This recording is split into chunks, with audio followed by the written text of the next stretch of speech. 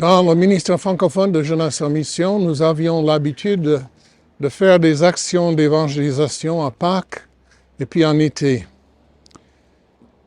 Et puis, les premières grandes manifestations en été ont eu lieu à Avignon, la capitale de l'Église catholique pour un siècle. Une ville, moi je trouve très sombre, bien qu'elle est belle, elle est sombre dans l'esprit. Surtout ce bâtiment imposant, le Palais des Papes. Et puis c'était l'aventure à Avignon. Nous, on ne savait pas avant d'y aller, mais c'était devenu le lieu de combat entre les hippies et les autorités françaises chaque été, parce que les hippies allaient là-bas pour se mettre en équipe pour partir vers Katmandou. Et pour eux, c'était un peu leur ville. Mais chaque été, c'était le festival de la danse à Avignon. Et c'était l'épouse du président de la République qui présidait l'ouverture, des équipes de vidéo d'Europe entière, des meilleures troupes de danse venant de New York et partout.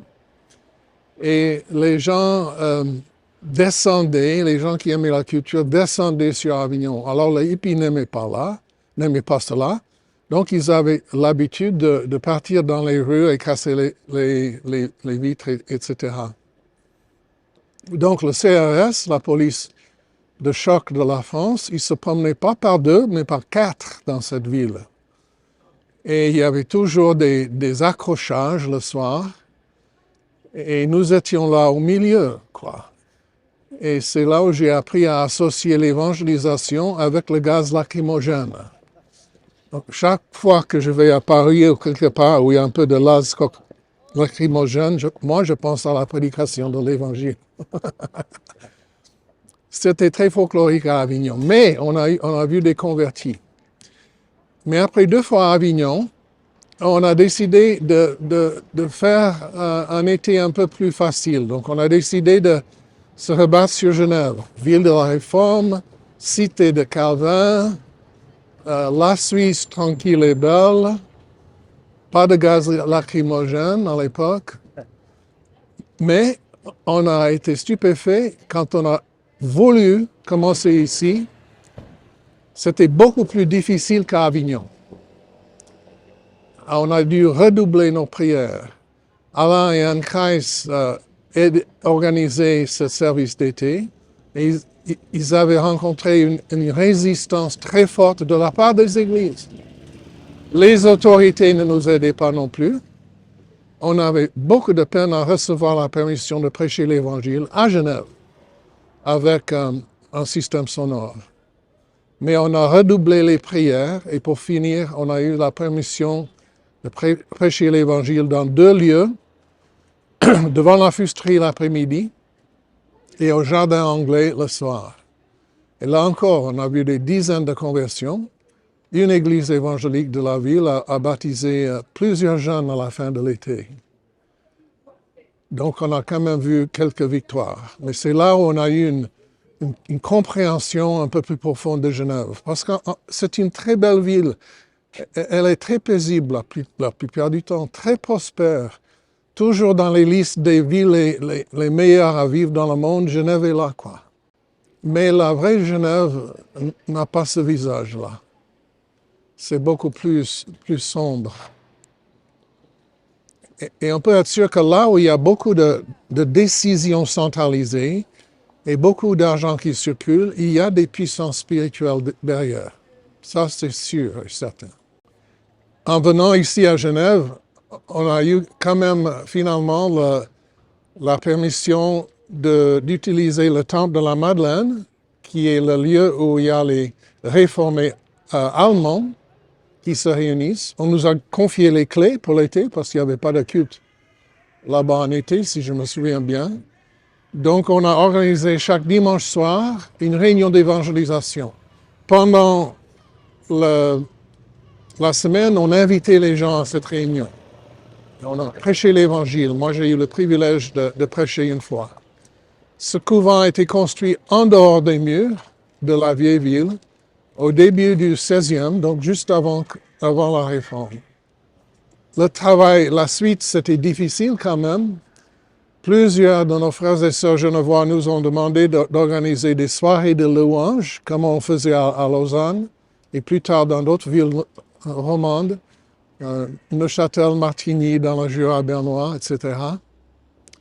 Et puis, moi, j'ai écrit au pasteur de Genève en demandant s'ils étaient d'accord, ce qui était une erreur, parce qu'ils ont dit non merci, on ne veut plus de jeunesse en mission dans notre ville.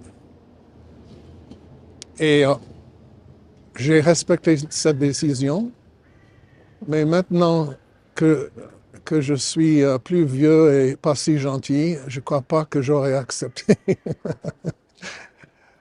Mais c'est comme ça, quoi. Mais quand tous les pasteurs de la ville disent non, il y a quelque chose qui est construit dans l'esprit.